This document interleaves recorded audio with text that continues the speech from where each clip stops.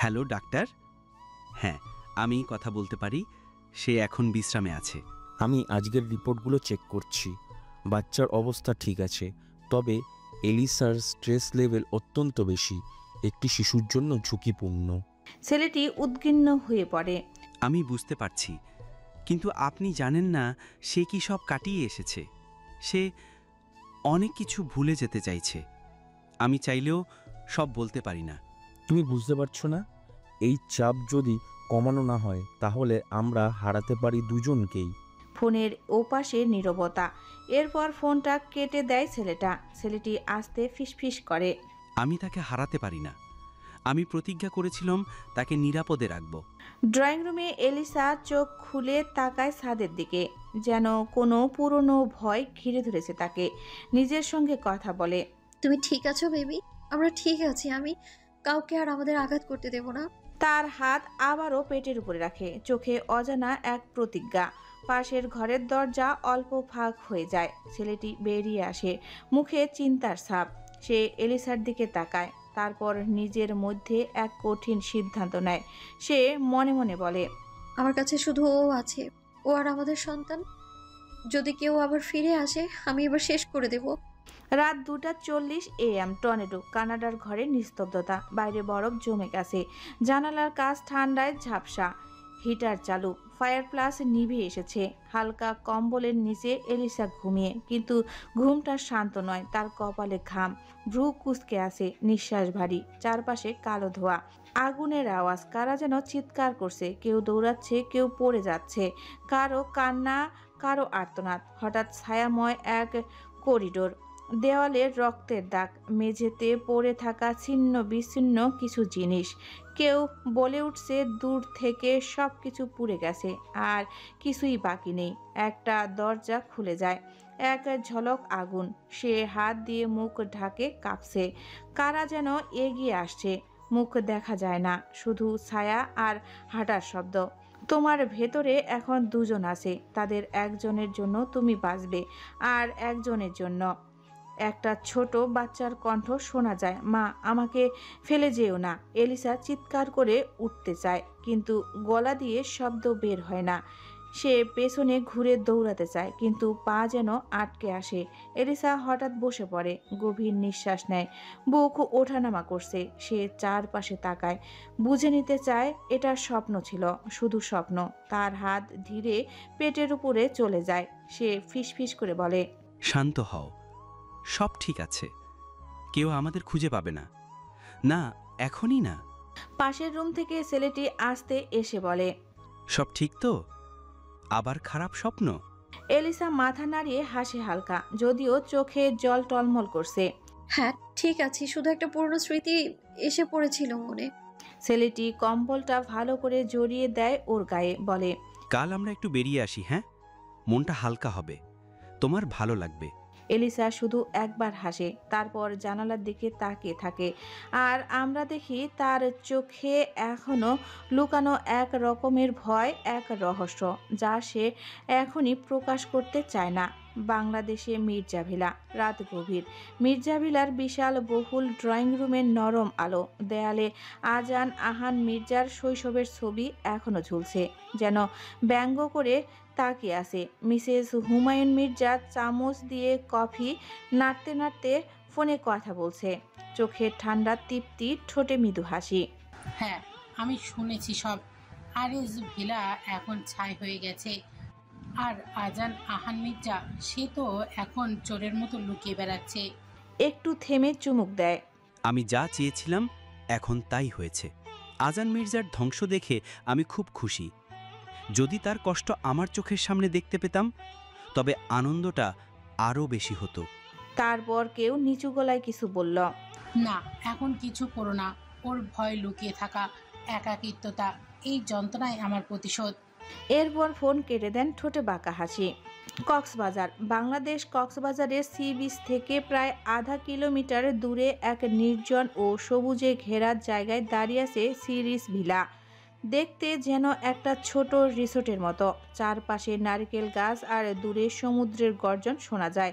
বাড়ির বাইরের রং সাদা আর নীল কম্বিনেশনে। ছাদটা টাইলসের, একটু খাড়া। সামনে ফটকটা কাঠের আর গেটের উপর সিরিস ভিলা লেখা সিলভার প্লেট। ফটক পেরিয়ে ঢুকতেই এক পাশে গাড়ি রাখার গ্যারেজ আর অন্য পাশে ছোট বাগান, কিছু রঙিন ফুল, একটা কুয়াশা ঢাকা বসার বেঞ্চ। মোট তলা দুটি, 5টি বেডরুম, একটি ড্রয়িং রুম, একটি ডাইনিং, একটি কিচেন, একটি স্টাডি রুম। প্রতিটি বেডরুমের অ্যাটাচ এক্সট্রা একটি common bathroom. Special open roof balcony থেকে সমুদ্র দেখা যায়। প্রবেশ করতেই প্রশস্ত ডাইনিং রুম, মেঝেতে সাদা মার্বেল, বড় এল শেপ সোফা, সামনে কাচের টেবিল, দেওয়ালে এক পাশে সামুদ্রিক দৃশ্যের বড় পেন্টিং, এক কোণে ছোট লাইব্রেরি সেলফ আর অন্য কোণে মিউজিক সিস্টেম ও একটি ছোট আগুনের চুন্নি ডেকোরেশন। ডাইনিং রুমের সঙ্গে কানেক্ট ডাইনিং এরিয়ার মাঝখানে 8 চেয়ারের একটি কাঠের ডাইনিং টেবিল। পেছনের দিকে আধুনিক স্টাইলের open kitchen, micro oven, coffee machine, induction, বড় ফ্রিজ সবই আছে। কিচেন থেকে সরাসরি ব্যাকইয়ার্ডের যাওয়া দরকার। উপরতলা সিঁড়ি দিয়ে উঠে সরাসরি পড়ে যায় একটি ওপেন লিভিং স্পেস। এখানে একটি ছোট টেবিল, 2টা চেয়ার, জানালার পাশে বই পড়ার জায়গা। মাস্টার বেডরুম সবার বড়, 2টা জানালা দিয়ে সামুদ্রিক হাওয়া আসে। ব্যালকনিতে দাঁড়ালে দেখা যায় সমুদ্রের নীল রেখা।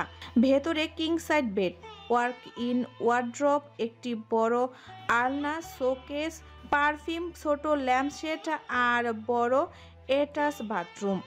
স্টাডি রুম, অফিস রুম, সাদা দেওয়াল, কাঠের ডেস্ক, বুকশেলফের বই, ডেস্কটপ, কম্পিউটার, চেয়ার, জানালার পাশে একটা আরামদায়ক চেয়ারে কুসুম দেওয়া।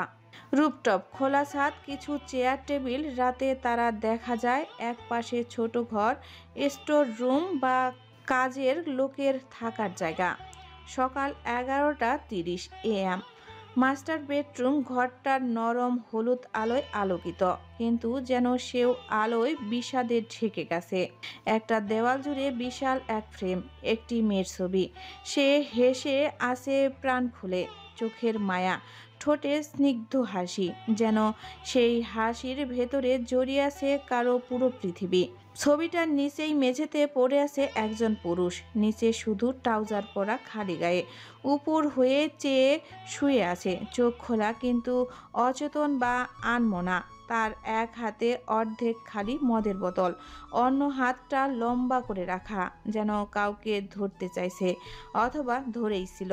তার পাশে গড়িয়ে আছে ভাঙ্গা একটি ফোন, স্ক্রিন ফাটল, স্ক্রিন সেভারের সেই মেয়েটারও ছবি। হঠাৎ বাতাসের পর্দা উড়ে আসে, ফ্রেমে থাকা ছবিটার ছায়া পড়ে ছেলেটার গায়ে। ঠিক সেই মুহূর্তেই ঘরের দরজায় আস্তে করে খুলে যায়।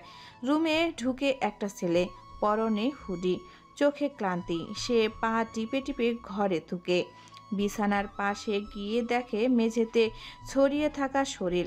ছেলেটি হালকা গলায় ডাকে, স্যার স্যার, আজও আপনি মাটিতে? সে এক পাশে গিয়ে হাঁটু গেড়ে বসে, কাঁধে হাত রাখে। ওঠেন স্যার, এতটুকু হলেও তো নিজেকে দেখতে হবে। আপনি এমন ছিলেন না।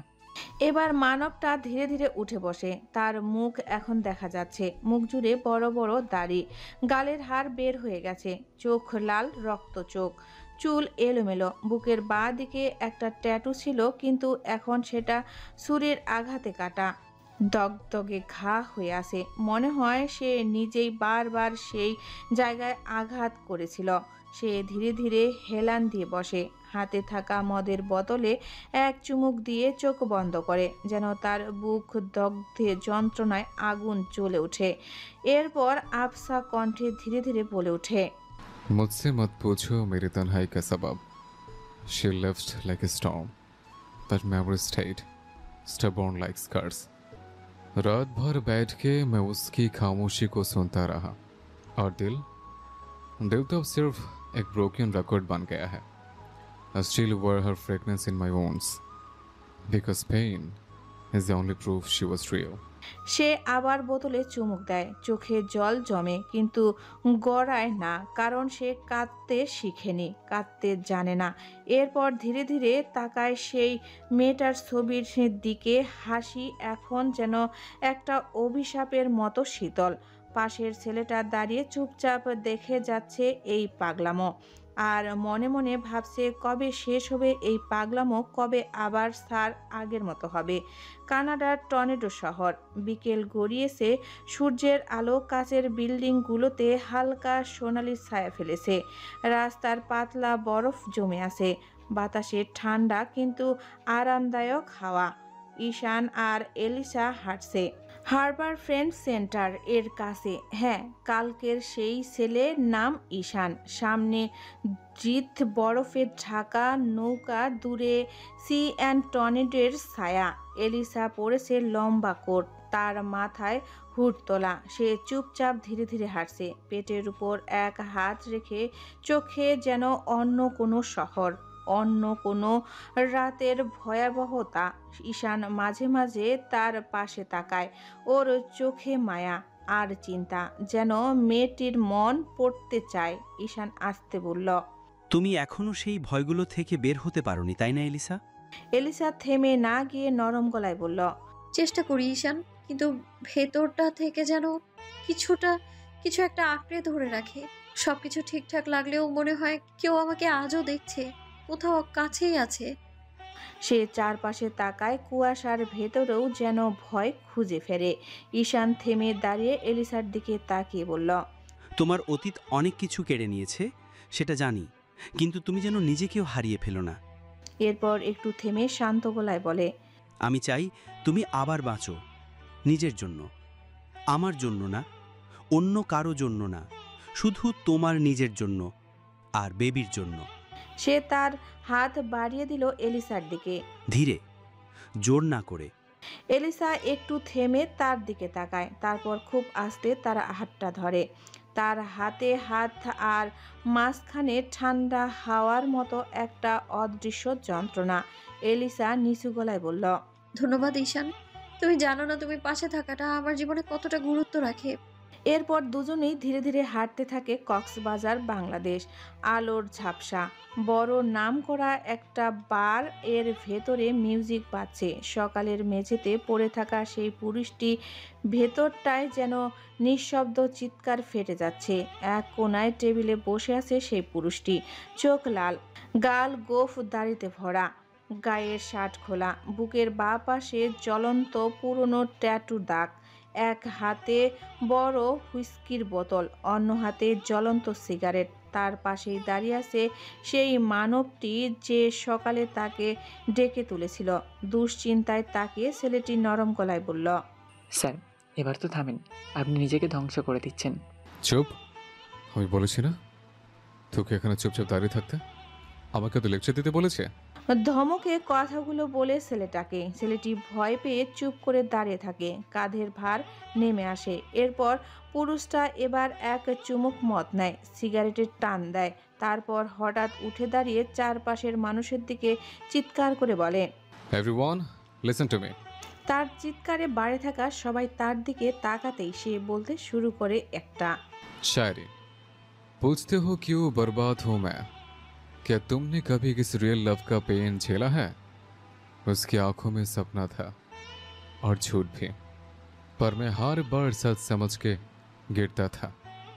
वो चली गई बिना कुछ कहे और मैं हर दिन एक ब्रोकन ख्वाब बन के जीता था। हर पैक के साथ उसका नाम जलता है गले में और हर स्मोक के साथ उसका साया मेरी सांसों में घुलता है। मैं वो रिकॉर्ड हूँ जो सिर्फ दर्द प्ले करता है और ऑडियंस हूँ खुद अपने तमाशा का। এতটুকু বলে সে থামে, তারপর আবার বসে পড়ে। গ্লাস ভরে আরেক চুমুক নেয়, যেন প্রতিটা চুমুকে কেউ একটা করে ছুরি মারছে তার ভেতরে। পুরনো হারমোনিয়ামের মতো একটা বিষাদ সুর বাজছে তার পেছন থেকে। লোকজন তাকে আছে, কেউ হাসছে, কেউ অবাক, কেউ করুণা করছে, কিন্তু পুরুষটির চোখে একটি জিনিস খুঁজছে যার জন্য সব হারিয়েছে, কানাডা। এতক্ষণ হাঁটতে হাঁটতে এলিসা ক্লান্ত হয়ে যায়, তাই সে ঈশানকে বলে, আমি আর হাঁটতে চাই না। ঈশান পাশে থাকা একটা ব্রেঞ্চে দেখিয়ে বলে চলো বসি। এরপর এলিসা আর ঈশান বসে পাশাপাশি। চারপাশে তুষারপাতের শব্দ নেই, কিন্তু বাতাসে ভাসছে চাপা হিম। এলিসার কোলের উপরে রাখা তার হাত দুটো জড়ো ভয়ে ভরা। ঈশান এক পা তুলে রেখেছে ব্রেঞ্চে, চুপচাপ তাকিয়ে আছে এলিসার দিকে, কিন্তু এলিসার মুখ নিচু করে কিছু ভাবছে। তার চোখে জ্বালা। হঠাৎ এলিসা নরম গলায় বলে, তুমি জানো আমি এখন গর্ভবতী। এই শিশুটা আমার ভেতরে বেড়ে উঠছে, কিন্তু আমি নিজেই জানি না আমি এর জন্য কতটা প্রস্তুত। আমি একটা মানুষকে আমার অতীতে চিরদিনের জন্য কবর দিতে চেয়েছি। তার মুখ আমি আর দেখতে চাই না কখনো। ঈশান শান্ত গলায় বলে প্রশ্ন করে, তুমি কি তার কাছে কখনো ভিজতে চাও না এলিসা? এলিসা হঠাৎ রাগের চোখ তুলে তাকায় আর বলে, না, আমি ওর নামটাও মুখে আনতে চাই না। আমি তাকে ঘৃণা করি তার ছোঁয়া, তার শব্দ, এমনকি ওর নিঃশ্বাসের ভাবনাও। সে দাঁড়িয়ে পড়ে কাঁপতে কাঁপতে বলে, আমি জানি না কেন, কিন্তু প্রতিটা রাতে এখনো ঘুম ভাঙে আমার ভয় নিয়ে, কান্না নিয়ে। আমি চাই আমার সন্তান যেন সেই অন্ধকার থেকে আলাদা একটা জীবন পায়। আমি চাই না সে জানুক আমি কে ছিলাম, কার সাথে ছিলাম। এলিসার কথা শুনে ঈশান মনে মনে অনেক খুশি হয়। এরপর ঈশান নিচু গলায় বলে, আমি প্রতিজ্ঞা করছি এলিসা, তোমার সেই অন্ধকারকে আমি আর ফিরে আসতে দেব না। তোমার শিশুর জন্য, তোমার জন্য আমি থাকব। ঈশানের কথায় এলিসা মুস্কি হেসে বলে, এবার বাড়ি চলো, সন্ধ্যা হয়ে এসেছে, অনেক তো ঘুরেছি। এরপর দুজনে একসাথে চলে যায় বাড়ির দিকে। কক্সবাজার, সেই মাস্টার্স বেডরুম। সকালবেলা রোদ ঢুকছে বড় জানালার ফাঁক গলে। বিছানায় কেউ নেই, মেঝেতে একটা শরীর ছড়িয়ে ছিটিয়ে পড়ে আছে। উপরের গায়ের কোনো জামা নেই, কেবল নিচের ট্রাউজার। গায়ের ত্বকে ঘুম, নেশা আর পুরনো আঘাতের ছাপ। তার বুকের বাম পাশে এখনো জ্বলছে দগদগে ট্যাটুর দাগ, যেটা একদিন ছিল ভালোবাসার আর এখন প্রতারণার। হঠাৎ করেই দরজা দিয়ে একটা কুকুর দৌড়ে চলে আসে, মাথা কাত করে ঘেউ ঘেউ করে ছুটতে আসছে তার পাশে। তার বুকের ওপর মুখ রাখে, জিভ দিয়ে আদর করতে থাকে। পুরুষটা গড়গড়াগড়ি খাওয়া অবস্থাতে গো গো করে উঠে, মুখটা কুকুরের দিকেই। সে উঠে বসে, চোখ লাল করে ফুঁসে ওঠে। হাট, দূর হ। তোকে বলেছিলাম আমার কাছে আসবে না। সে কুকুরটাকে আঙ্গুল তুলে ধমক দেয়, কিন্তু গলায় একটা ভাঙ্গা কষ্ট টের পাওয়া যায়। তোকে আমি এখন এখানে বাঁচিয়ে রেখেছি জানিস? তুইও তো বেইমান, ঠিক তোর মালিকের মতো। তার চোখ ঘোলা হয়ে ওঠে। কুকুরটাকে ফ্যাল ফ্যাল করে বলে, তোরা সব এক বিশ্বাসঘাতক। ভালোবাসার নামে খেলিস, এক একটা দংশন করে যাও। এরপর সে চিৎকার করে আদিবকে ডাকে। আদিপ, আদিপ। আদিব আসছে না দেখে আরো জোরে ডাকার জন্য প্রস্তুত নেয়। বলতে যাবে, ঠিক তখনই দরজায় ঢুকে আদিব। পুরুষটা, হ্যাঁ এটাই আজান, রেগে গর্জে উঠে বলে, আদিপ, আমি তোকে স্পষ্ট বলেছিলাম এটাকে আমার কাছে আনবি না। তুই আবার কেন এটাকে পাঠালি? আমি তো নিজ হাতে মারিনি এটাকে, এটাই তো অনেক। কিন্তু ভুলে যাস না, এটা বেঁচে আছে কারণ আমি চেয়েছি। আদিব মাথা নিচু করে বলে, স্যার, ও নিজে এসে গিয়েছিল। দরজা খুলতেই দৌড়ে ঢুকে পড়ে। আজান দাঁড়িয়ে পড়ে, তীব্র গলায় বলে, সবাই পালায়, কিন্তু কিছু কিছু অভিশাপ নিজেই ফিরে ফিরে আসে, তাই না? একটু থামে, তার ঠোঁটে এক তিক্ত হাসি, চোখে আগুন। এরপর বলে, ভালোবাসা একটা শত্রু, আর তা রেখে যাওয়া এইটা হলো আমার শাস্তি। পেছনে বাজে দরজার খটখট শব্দ, বাতাসে ধুলা উড়ে ওঠে, কিন্তু ঘরটা আবারও নীরবতায় ঢেকে যায়। আজান আবার বসে পড়ে মেঝেতে। কুকুরটা কিছু দূরে বসে, কিছুক্ষণ তাকিয়ে থাকে। হয়তো সেও বোঝে বিশ্বাস ভাঙ্গার কি ভয়াবহ দাগ থাকে একটা মানুষের হৃদয়ে। আজান এখনো মেঝেতে বসে, বুক খোলা, গা এলোমেলো, চুল চোখে নেমে এসেছে। সে তাকায় একবার লিওর দিকে। তার মনে পড়ে যায় একদিনের কথা, যাহারা নিজের কোলে লিওকে রেখে আদর করছিল আর বলছিল, আমার বাচ্চাটা কি হয়েছে? তোমার বাবাকে মিস করছো? ঠিক তখনই আজান এসে তাদের সামনে দাঁড়ায়। এরপর চোখ মুখ কুঁচকে বলে, এই, তুমি আমি এই কুকুরের বাবা বলবে না তো? তোমার যদি আমাকে এতই বাবা বানানোর শখ থাকে, তাহলে চলো রুমে চলো, আগে বাবা হওয়ার প্রসেস সেরে আসে। আজানের এমন লাগাম ছাড়া কথায় জাহারা লজ্জা পেয়েও লিওকে নিয়ে সেখান থেকে পালিয়ে যায়। তার পালানো দেখে আজান মুস্কি মুস্কি হাসছিল। সে কথাগুলো মনে করে আজানের হৃদয় কিছুটা নরম হয়। সে প্রথমে রেগে গিয়েছিল, কিন্তু এখন সে আর পারছে না। সে ধীরে ধীরে লিওকে কোলে তুলে নেয়। লিও তার গায়ে মুখ রাখে, নিঃশব্দে যেন অনুভব করছে তার মনোভাব। এতদিন পর যেন লিও সেই চেনা আদর ফিরে পেল। আজান নরম ভাঙা গলায় বলে, তুই জানিস লিও, তোর মা আমার সাথে কি করেছে? ভালোবেসেছিলাম আমি তাকে, চোখের ভিতর খুঁজে নিয়েছিলাম ভবিষ্যৎ, আর সে শুধু একদিন চলে গেল, একটা কথা না বলে তোকে ফেলে গেল। এরপর আবার বলে, তুই জানিস তোকে রেখে গিয়েছে যেন আমায় শাস্তি দিতে পারে। এই, তুই তখন প্রতিদিন আমায় মনে করিয়ে দিস আমি কাকে ভালোবেসেছিলাম আর কেমন প্রতিদান পেয়েছে। আজানের চোখ দিয়ে এক ফোঁটা অশ্রু গড়িয়ে পড়ে। সে লিওর কানের পাশে মুখ নিয়ে নিচু গলায় বলে, বেইমানি করেছিল তোর মা, আর তুই সেই বেইমানের ছায়া। তোর দিকে তাকালেই তার চোখ মনে পড়ে, তার ছোঁয়া মনে পড়ে, তোর নিঃশ্বাসেও তার ঘ্রাণ খুঁজে পাই আমি। ভালোবেসেছিলাম, আর সে ভালোবাসার এই শাস্তি এখনো ভোগ করছে। লিও চুপচাপ তার বুকের উপর মাথা রেখে থাকে। আজান চোখ বন্ধ করে, এক হাতে লিওর পেটে হাত রেখে চুপ করে বসে থাকে। কেউ কিছু বলে না, কিন্তু ঘর জুড়ে কষ্ট থমকে আছে। পেছনের দেওয়ালে ঝুলে থাকা ছবিটা একটা হাস্যোজ্জ্বল মেয়ের মুখ, জাহারা, যেন তাকিয়ে আছে ঠিক আজানের দিকেই। আজান চোখ তুলে দেখে সেই ছবি, চোখে কষ্ট, ঘৃণা, ভালোবাসা আর এক চিরন্তর প্রশ্ন। তুই গেলি কেন? এরপর সে আস্তে করে বলতে থাকে একটা হৃদয় বিদারক শায়রি। तेरे मुस्कुराने की वजह मैं था कभी, आज हर मुस्कान दर्द बन गई है। तेरे बिना भी जीना सीख लिया होता अगर तू खुशी छीनती, बेवफाई नहीं। कहा था तूने हमेशा साथ रहेंगे, मगर वक्त ने बता दिया प्रॉमिसेस आर जस्ट वर्ड्स। आज भी सोचता हूँ तो गलत थी या मैं बेवकूफ़।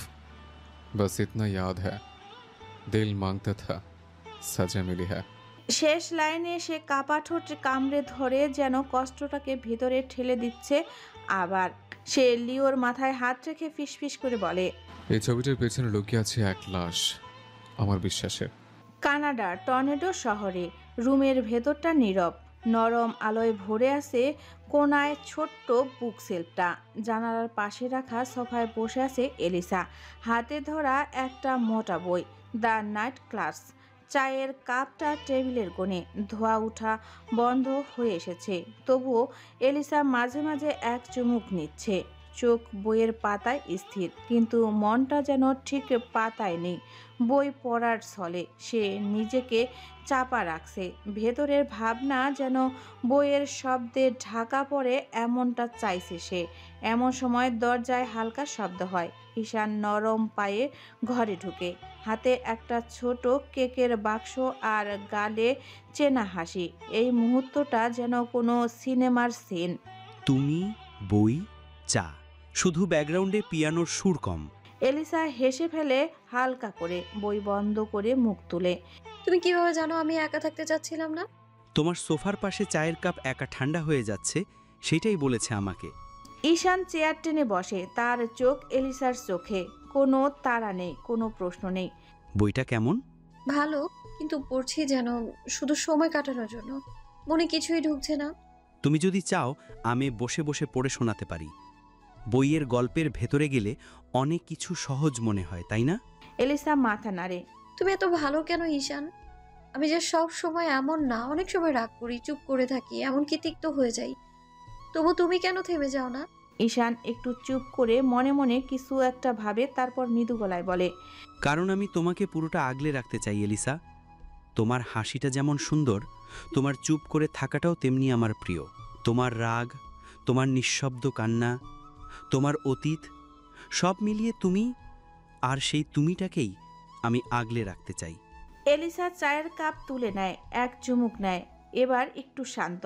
তুমি কি জানো তুমি আমার ভেতরে একটা শব্দহীন জায়গা জুগিয়ে তুলেছ? যেখানে আমি চিৎকার করি না, কাঁদি না, শুধু ধীরে ধীরে নিরাময় হই। ঈশান তাকিয়ে থাকে নিঃশব্দে, তার চোখে বিস্ময় না বরং গভীর প্রশ্রয়। তার সামনে বসে থাকা এই মেয়েটা আস্তে আস্তে জীবনের দিকে ফিরছে, এটাই তার বড় প্রাপ্তি। তুমি আসলে একটা বইয়ের মতো এলিসা। প্রথম পাতাগুলোতে দুঃখ ছিল, অন্ধকার ছিল, কিন্তু আমি জানি শেষ অধ্যায়ে আলো আছে, আর আমি অপেক্ষা করতে রাজি শেষ পর্যন্ত। এলিসা এবার একটু হেসে বলে, তুমি এতটা সিনেমাটিক কথা বলো কি করে?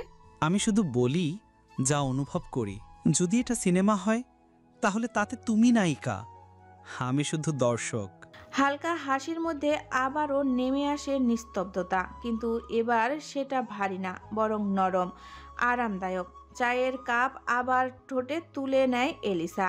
এবার আর ধোয়া নেই, কিন্তু উষ্ণতা ভিড়ে এসেছে, হয়তো ঈশানের জন্যই। তবে সে জানে অতীত সামনে আসলে কি হবে। বাংলাদেশ, কক্সবাজার, মাস্টার্স বেডরুম অন্ধকার, পর্দাগুলো হাওয়ায় এলোমেলো হয়ে উঠছে। ঘরের এক পাশে ফেলে রাখা মদের বোতল, সিগারেটের সাইজ ছড়িয়ে ছিটিয়ে। হঠাৎ দরজায় ধাক্কা দিয়ে খুলে যায়, ভেতরে ঢুকে আজান, চেহারায় ভয়ঙ্কর অস্থিরতা। সে ঘরের এক কোণ থেকে আরেক কোণে ছুটে বেড়ায়, ড্রয়ার খুলে আলমারি ছিঁড়ে ফেলে, ফাইল, জামা কাপড় ছুঁড়ে ফেলে দেয়। দেখেই বোঝা যাচ্ছে ডেসপারেট কিছু একটা খুঁজছে, কিন্তু না পেয়ে এবার আজানের মাথায় আগুন ধরে যায়। আজান চিৎকার করে ডাকে, আদিব, আদিব, আমার পাউডার কোথায়? কই রাখছে সেটা? তার চোখ রক্তলাল, চুল এলোমেলো, মুখে ভাঙ্গা ভাঙ্গা অবস্থা। তোকে চাষ আমি পাগল হয়ে যাই? আমার ডোজ দে এখনই। আদিব দৌড়ে ঘরে ঢুকে পড়ে, ভয়ার্থ গলায় বলে, স্যার প্লিজ, আপনি সকাল থেকে এক বিন্দু কিছু খাননি, পুরো একটা মদের বোতল শেষ করেছেন। সিগারেটটা গন্ধে তো ঘরটা বেশ হয়ে গেছে, আবার ড্রাগস। এভাবে চললে আপনি মরে যাবেন স্যার, সত্যি বলছি। আজান দাঁতে দাঁত চেপে বলে, তুই কে আমাকে শেখানোর? তোকে বেতন দিয়ে তোর মতো কথা শুনতে না। আমার ডোজ কোথায় বল, এখনই চাই। আদিব চোখের জল, গলায় মিশে যাওয়া ভয়। স্যার আমরা তো চেষ্টা করছি, 6টা মাস ধরে আপনি যাকে খুঁজছেন, যারা ভাবিকে আমরা বাংলাদেশ চিরে ফেলেছি, এমনকি 10টা দেশেও মানুষ পাঠিয়েছি, আরও দেশের লোক নামানো হবে। আপনি শুধু নিজেকে শেষ করে ফেলবেন না স্যার, আপনি বেঁচে থাকেন। ওকে পেলে আপনি নিজেই বিচার করুন, কিন্তু এভাবে নিজেকে নষ্ট করবেন না। হঠাৎ আজান পুরোপুরি রেগে গিয়ে ঘরের একটা গ্লাস টেবিলে লাথি মেরে ভেঙে ফেলে। তোকে কতবার বলছি ওই বেইমানের নাম আমার সামনে নিবি না, ওর নাম মুখে আনবি না, বুঝছিস? যে মেয়ে আমার চোখের দিকে তাকিয়ে বলতো আমি শুধু তোমার, সে আমাকে ছেড়ে অন্যের সঙ্গে পালিয়ে গেছে, আমাকে ডিভোর্স পেপার পাঠিয়েছে, আমার সঙ্গে খেলেছে, ভালোবাসার নামে প্রতারণা করেছে।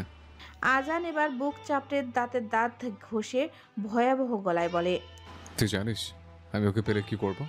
আমি ওর কলিজা বের করে নিজের চোখে দেখব আমি পরকীয়ার জন্য কত মেয়ে মেরেছে, আর ও আমার সব ধ্বংস করে আমাকে ছেড়ে গেছে। ওর সাহস, আমাকে ছেড়ে গেছে। আদিব কিছু বলতে গেলে আজান তেড়ে আসে তার দিকে। চুপ, একদম চুপ। তোদের কেউ আমার কষ্ট বুঝবে না, তোরও বিশ্বাসঘাতক ঠিক ওর মতো। এরপর সে রাগান্বিত সুরে আদিবকে বলে, আমার সিরিজের বলটা নিয়ে এক্ষুনি। আদিব আর কিছু বলার সাহস পায় না, তাই চলে যায়। ঘরে হঠাৎ গা ছমছমে নীরবতা নেমে আসে। পিছনের জানালা দিয়ে সমুদ্রের হাওয়া ঢুকছে, আর দেওয়ালে জাহারার পুরনো হাস্যোজ্জ্বল ছবি যেন আজানকে চুপচাপ কটাক্ষ করছে। আজান হাঁপাচ্ছে, মেঝেতে বসে পড়ে মাথা নিচু করে। তার কাঁধ কাঁপছে, কিন্তু মুখে আছে ঘৃণা, প্রতিশোধ এবং শূন্যতা। আজান পাগল হয়েছে ঘৃণা নাকি তীব্র ভালোবাসা থেকে?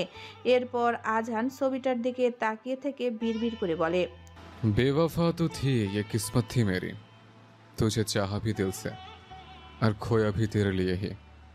मैं था वो पागल जो सिर्फ तुझ में जीता था, और तू थी जो किसी और के लिए मुझे मर गई। आंखों में तू, सांसों में तू, पर हकीकत में सिर्फ यादों का खून है तू। সে মাথা নিচু করে ফিসফিস করে আবার বলে, वक्त बदला, लोग बदला, तू बदली, पर एक चीज अब तक वही है, मेरा दर्द। পেছনের দরজা দিয়ে ঢুকতেই যাচ্ছিল, তখন দেখতে পায় আজান দেওয়ালের দিকে তাকে ফিসফিস করে কিছু বলছে। আদিব মনে মনে ভাবে, আমাকে নাম বলতে না করে অথচ নিজেই সারাদিন এই নাম জপতে থাকে। এটা হয়তো পাগলামোর নতুন কোনো স্টেজ। এরপর একটা দীর্ঘশ্বাস ছাড়ে। Canada tornado. সে দাঁড়িয়ে আছে এক ফাঁকা ঘরে। দেওয়ালে ছায়া, আলো নেই। বাচ্চার কান্নার শব্দ ভেসে আসছে দূর থেকে। সে দৌড়ে যায়, ছুটে যায় একটা ছোট্ট কোল জুড়ে চুপচাপ শুয়ে থাকা শিশুর দিকে। কিন্তু ঠিক তখনই অন্ধকারের মধ্যে এক পুরুষের কণ্ঠ বলে ওঠে, এই সন্তান আমারও নয়, তোর নয়, এটা আমাদের কেউ চায়নি। একটা হাত এসে শিশুটাকে কেড়ে নেয়। এলিসা চিৎকার করে ওঠে। না না, আমার বাচ্চাকে ফেরত দাও, এটা আমার, শুধু আমার। সে হাত বাড়ায়, দৌড়ায়, কাঁদে, কিন্তু কিছুতেই শিশুটিকে ছুঁতে পারে না। না না। চিৎকার করে ঘুম ভেঙে যায় এলিসার। সে বিছানা থেকে উঠে পড়ে, শ্বাস হাঁপিয়ে আসছে, কপাল ভেজা ঘাম। হাত দিয়ে পেটের উপরে চেপে ধরে, যেন নিশ্চিত হতে চায় তার সন্তান এখনো তার ভেতরে আছে। ঠিক তখন দরজায় টোকা পড়ে। ঈশান ছুটে আসে। এলিসা, তুমি ঠিক আছো? কি হয়েছে? এলিসা তাকায়, চোখে জল, গলা কাঁপে। ওরা ওরা আমার সন্তানকে নিয়ে যাচ্ছিল, আমি কিছুই করতে পারছিলাম না। ঈশান এক মুহূর্ত দেরি না করে তার পাশে বসে পড়ে। এলিসার কাঁধে হাত রেখে শান্ত করার চেষ্টা করে।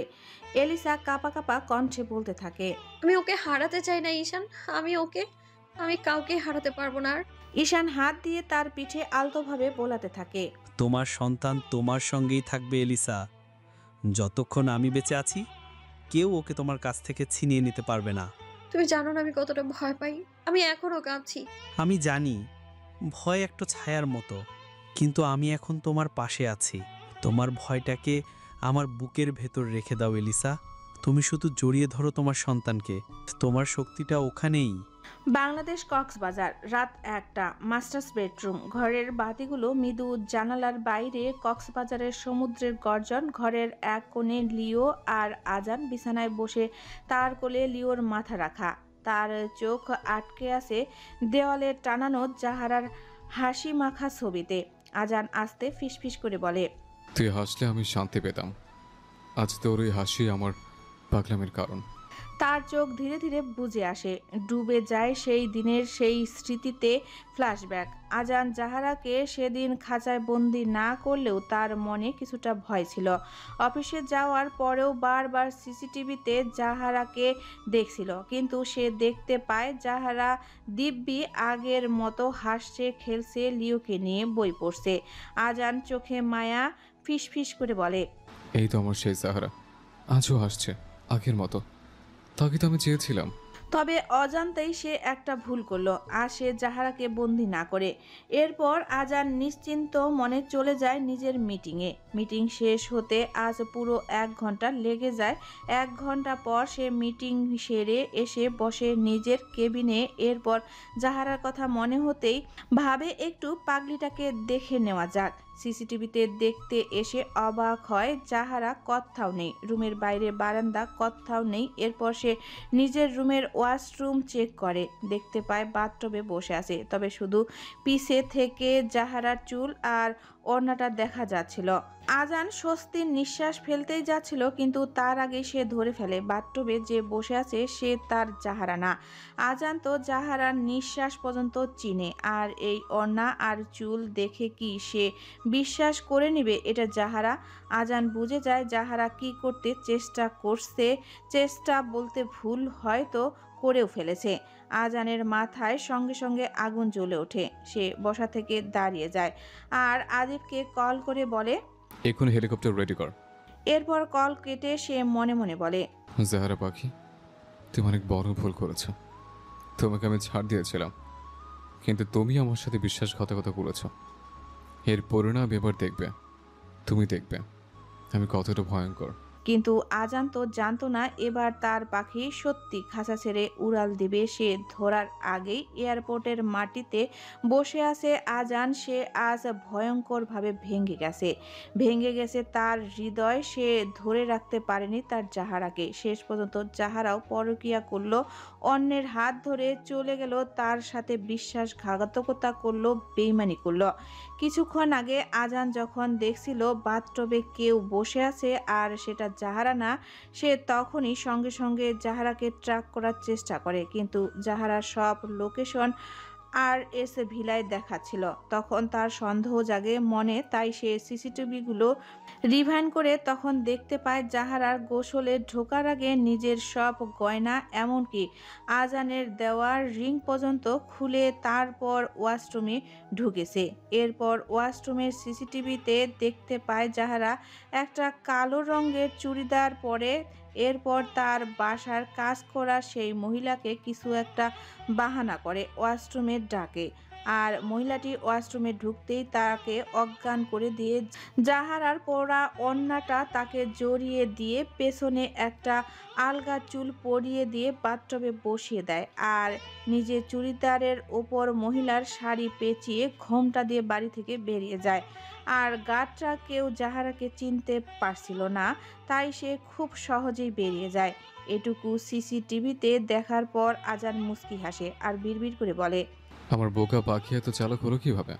আগের বার তো ট্র্যাকার দিয়ে আমি তাকে ধরে ফেলেছিলাম, কিন্তু পাখি এবার একটু বেশি চালাকি দেখিয়েছে। তবে সে কি ভেবেছে এই পৃথিবীতে সে যে কোনো লুকিয়ে থাক না কেন, আমি তাকে খুঁজে বের করে নিয়ে আসবই। এরপর সে মনে মনে ভাবে, কিন্তু জাহারা কি করে জানলো তার কোন কোন জায়গায় ট্র্যাকার লাগানো? আজান তার গলার পেন্ডেন্ট, মোবাইল, হাতের রিং সব জায়গায় ট্র্যাকার লাগিয়েছিল, আর এটাই একমাত্র আজান ছাড়া কেউ জানে না। কিন্তু জাহারা কিভাবে বুঝলো? আজানের মনে সন্দেহ আসতেই সে আগের সব সিসিটিভি দেখতে শুরু করে।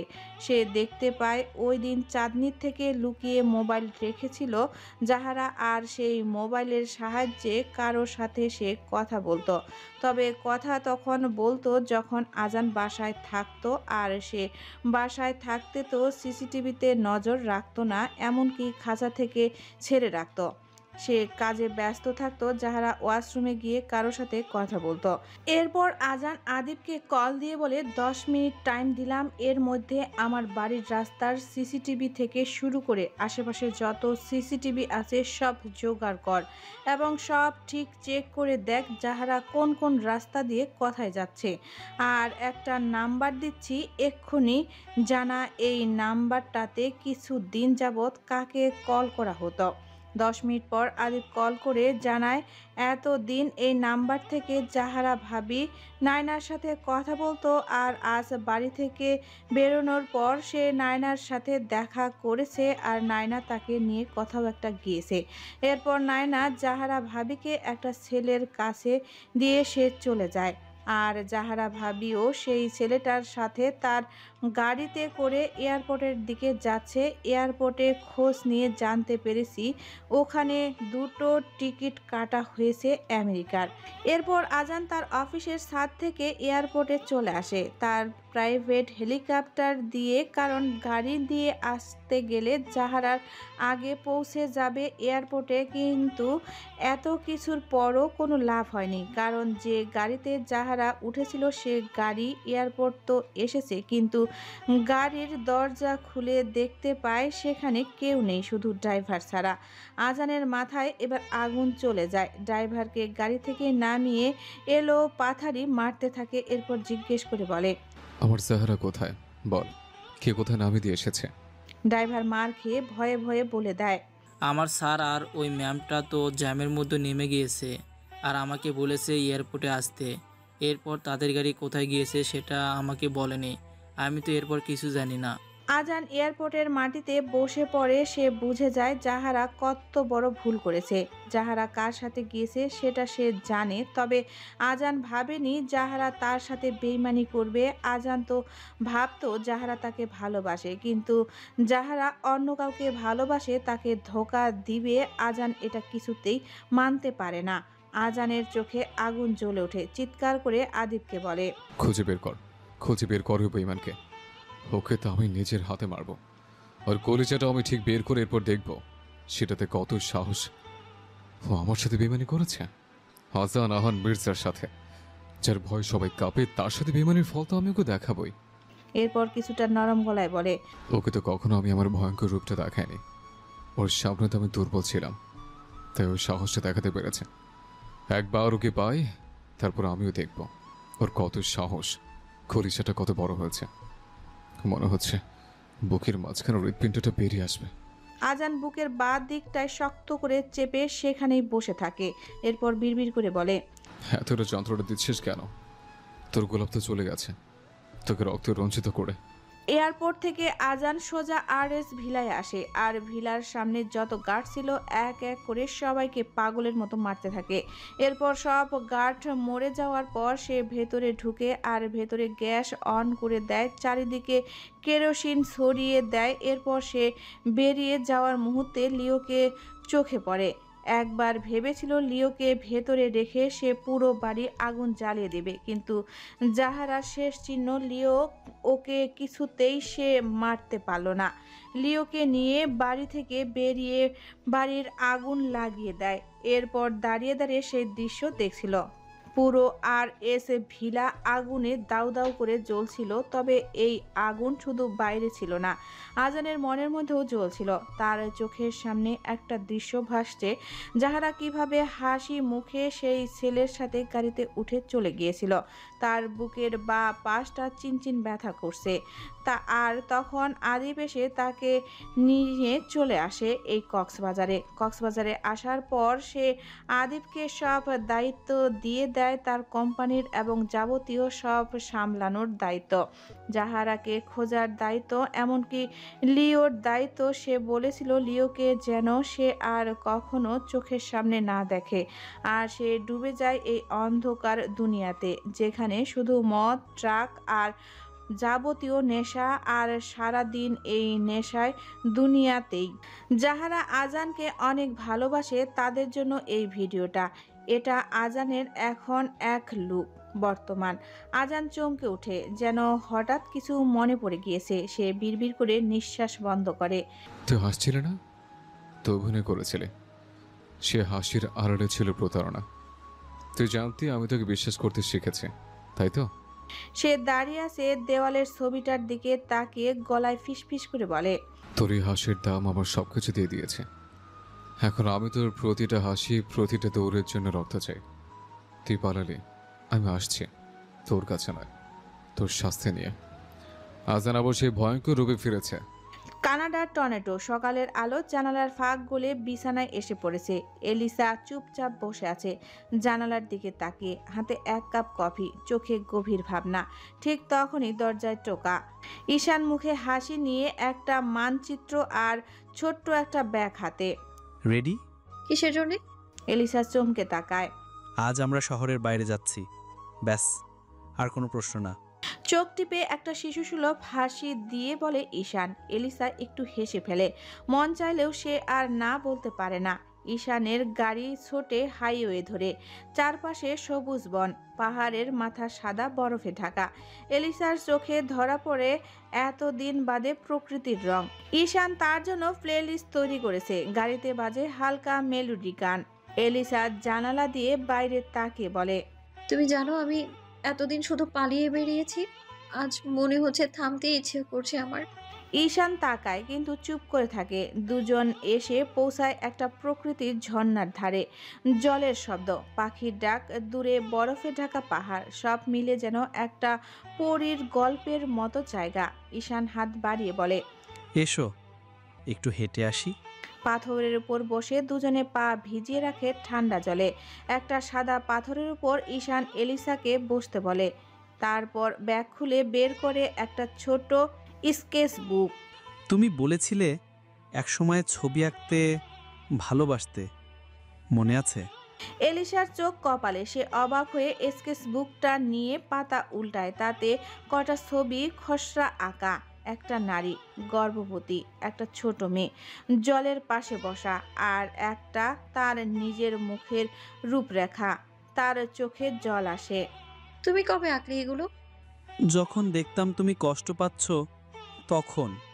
একটা পাতা খুলে এলিসা তার নিজের ছবি দেখে বলে, এটা আমি না? তুমি যখন আমার দিকে তাকাও, ঠিক সেই মুহূর্তটা মনে রেখে এঁকেছিলাম। এলিসা হেসে ফেলে আর মনে মনে ভাবে, বন্ধুত্ব কতটা আজব। কেউ ভালোবেসেও তার প্রতিদান দেয়নি, আর কেউ বন্ধু হয়েও কতটা তাকে বুঝে।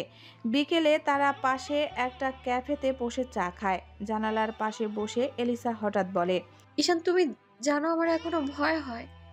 ভয় হয় যে আমি যা কিছু ভালোবাসি তা একদিন হারিয়ে যাবে। কিন্তু আজ এই জায়গায় আমার খুব শান্তি লাগছে। ঈশান তার দিকে তাকিয়ে বলে, এই শান্তিটাই তোমার প্রাপ্য এলিসা। তোমার নাম, অতীত, পরিচয় বদলাতে পারে, কিন্তু তোমার ভেতরের মানুষটা, সে বদলায় না। আমি সেই মানুষটার সাথেই আছি জানো। এতটুকু বলেই এলিসা ঈশানকে থামিয়ে দিয়ে বলে, তোমাকে না বলেছি আমাকে এই নামে আর কোনোদিনও রাখবে না। এরপর বলে, আমি এই নামটা মুছে দিয়েছি, সাথে এই নামের সাথে থাকা অতীতও মুছে দিতে চাই আমি। আমার সেই অতীতটাকে ঘৃণা করি আমি, এতটা ঘৃণা যে সেই অতীতের কোনো কিছুই আমি নিজের বর্তমানে আসতে দিতে চাই না। সে আমার সব কেড়ে নিয়েছিল, আমার সবটা। আমার সবচেয়ে কাছের মানুষকেও সে মেরে দিয়েছিল, সে আমার আমার মাকে মেরে দিয়েছে। আমি তাকে কখনো ক্ষমা করব না, কখনো না। ঈশান এলিসাকে শান্ত করতে বলে, সরি আর কখনো বলবো না, তবু তুমি কেঁদো না। এরপর তারা দুজনেই রওনা দেয় বাড়ি ফেরার উদ্দেশ্যে। বাংলাদেশ কক্সবাজার। ভোরের আলো আস্তে আস্তে ঘর জুড়ে ঢুকছে। আজানের মাস্টার্স বেডের একটা হালকা শীতল বাতাস ভেসে বেড়াচ্ছে। বিছানায় বসে আছে আজান, চোখের নিচকে কালি, কাঁধে ভাঙ্গা ভাব। আদিপ ধীরে ধীরে ঘরে ঢুকে, তার চোখে উদ্বেগ, কিন্তু ঠোঁটে এক কৃত্রিম প্রশান্তির হাসি। আদিপ ধীর গলায় বলে, স্যার, দুঃখিত আপনাকে বিরক্ত করছি এই সকালে, কিন্তু জরুরি খবর আছে। আপনাকে কানাডার কোম্পানিতে বড় এক ঝামেলা হচ্ছে। জরুরি কিছু কাগজপত্র আটকে গেছে, ইনভেস্টেরও পিছিয়ে যাচ্ছে। আজান কিছুই বলে না, একটা সিগারেট ধরাতে ধরাতে বলে, তুই যাবি না? তুই সামলাতে পারিস না? তুই তো সব জানিস। আদিপ বলার চেষ্টা করছিল, স্যার, 3 দিন ধরে চেষ্টা করছি, কিন্তু সিচুয়েশন ক্রিটিক্যাল হয়ে যাচ্ছে। তাদের শুধু আপনাকে চাই, আপনি ছাড়া কেউ শুনছে না। আজান চুপ করে জানালার বাইরে তাকিয়ে থাকে কিছুক্ষণ। সমুদ্রের দিগন্তের উপরে যেন কে যেন ডাকছে তাকে। সে হঠাৎ চোখ বন্ধ করে ফিসফিস করে বলে, কানাডা। 1 সেকেন্ড থেমে এরপর বলে, আমার গন্তব্য ঠিক করে রেখেছে কেউ, চল যাই। আজানের কথায় আদিপ খুশি হয়ে যায়। সে ভেবেছিল আজান মানবে না, কিন্তু আজান তো কত সহজেই মেনে গেল। সে আজানকে বলে, স্যার, টিকিট বুক করা হয়ে গেছে, 2 ঘন্টা পর ফ্লাইট। আজান কিছু বলে না। আদিপ চুপচাপ বেরিয়ে যায়। কাট্টু ঘন্টাখানেক পর নিচতলার বড় সিঁড়ির সামনে দাঁড়িয়ে আদিপ অপেক্ষা করছিল আজানের। তার চোখ উঠে যায় যখন সে দেখে আজান নিচে নামছে।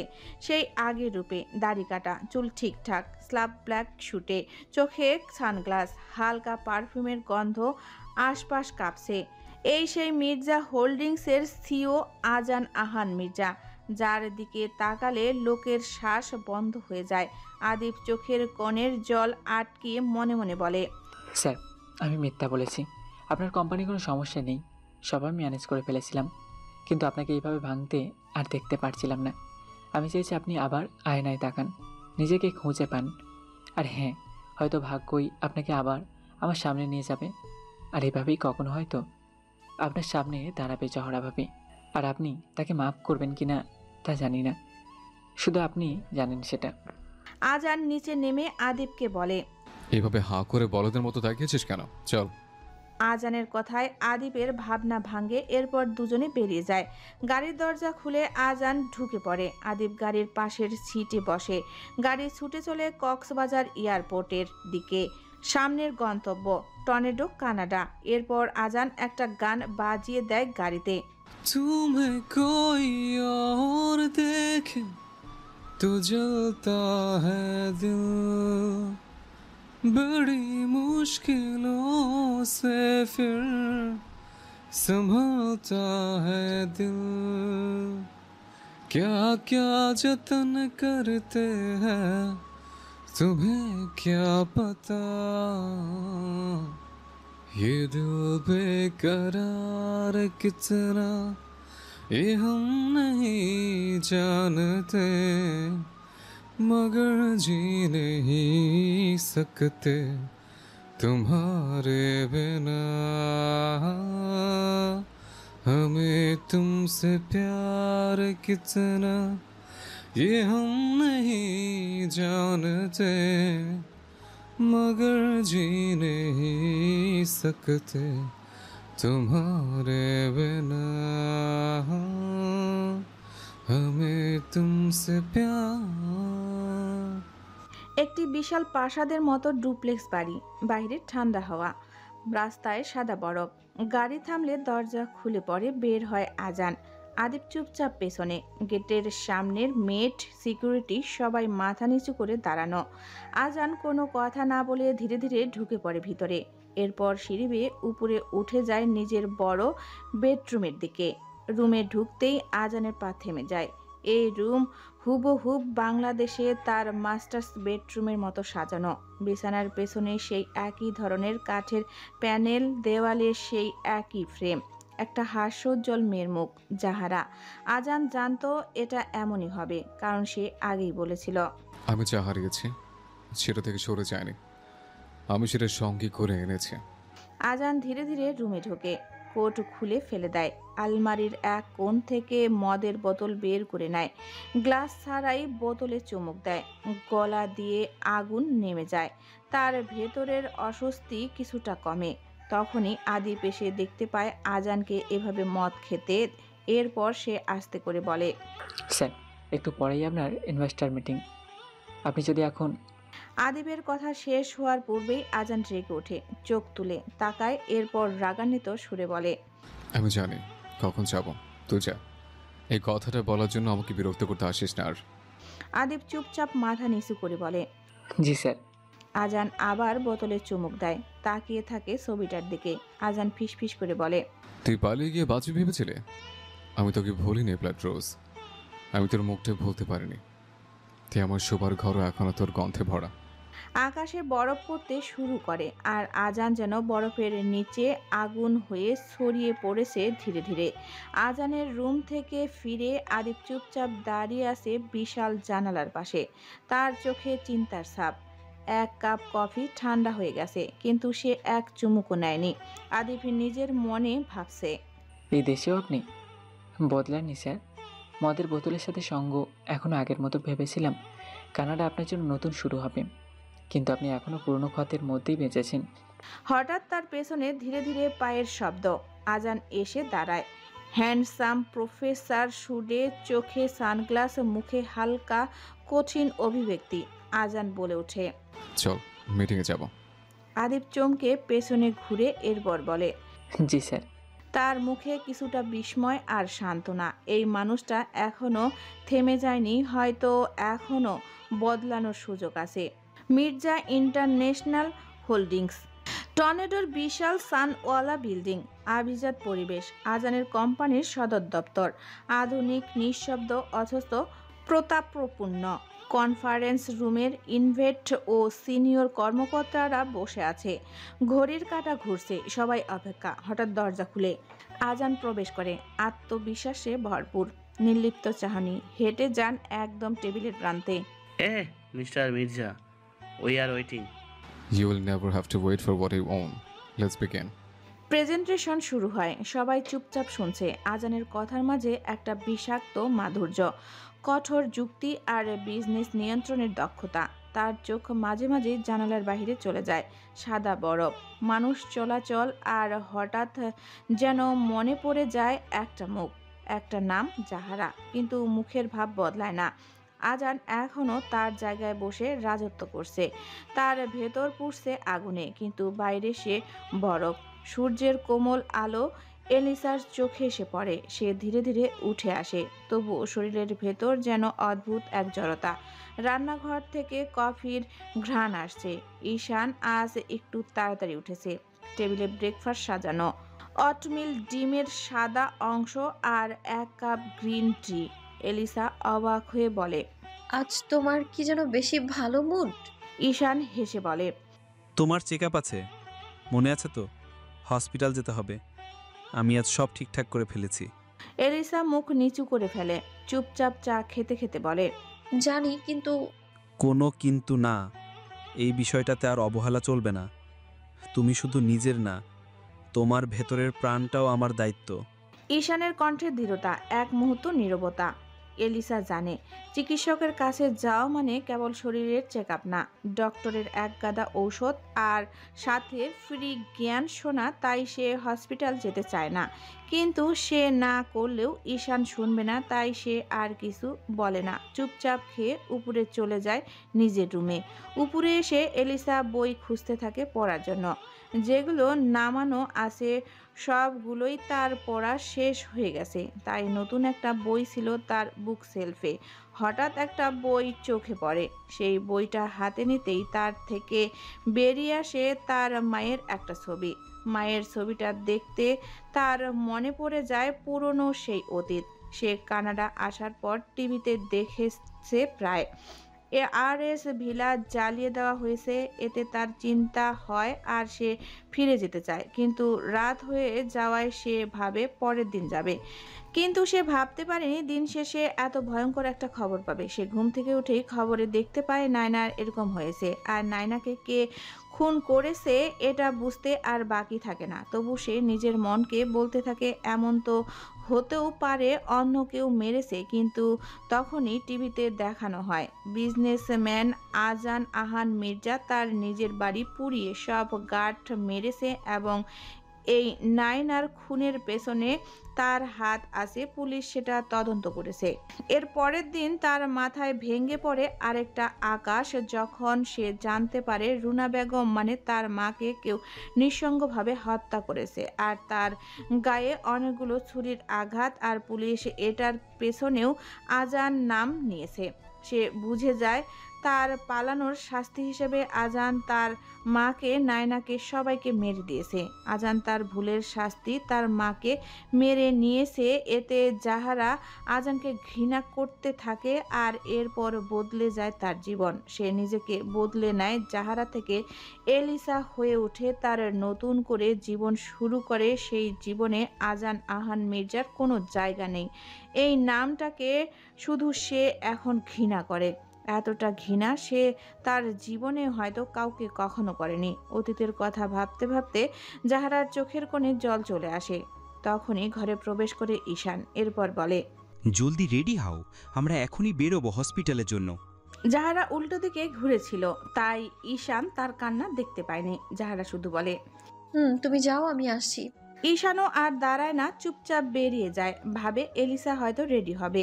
আজানের মিটিং শেষ, সবাই হাত মেলাতে আসে, প্রশংসা করে তার নেতৃত্বের। কিন্তু হঠাৎই আজান নিজের ডান হাতটা কাঁপতে কাঁপতে ধরতে থাকে। একটা কাচের টেবিলে হাতটা মেরে বসেছিল অজান্তেই।